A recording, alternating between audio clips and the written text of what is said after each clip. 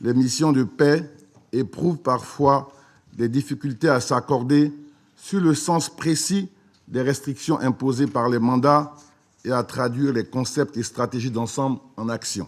Face à ces préoccupations, le ministre ivoirien de la Défense, à la tribune de l'ONU, préconise. Ces mandats doivent être flexibles et séquencés pour permettre une adaptation progressive des priorités des missions aux évolutions du contexte sociopolitique et sécuritaire du pays hôte.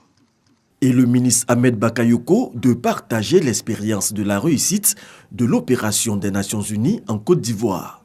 En Côte d'Ivoire, on peut à titre d'exemple citer les étapes les plus importantes. Un accord politique préalable au déploiement de l'opération des Nations Unies. Un régime des sanctions comprenant un embargo sur les armes, les diamants et des sanctions individuelles. L'autorisation de recourir à la force pour détruire les armes lourdes. Le respect de l'accord politique et du résultat des urnes certifiées par les Nations Unies.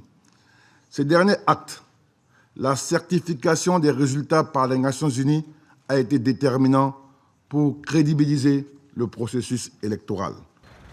Le ministre Ahmed Bakayoko reconnaît cependant que toutes les opérations ne répondent toujours pas à ce schéma réussi. Certaines connaissent même de sérieux échecs ou s'éternisent.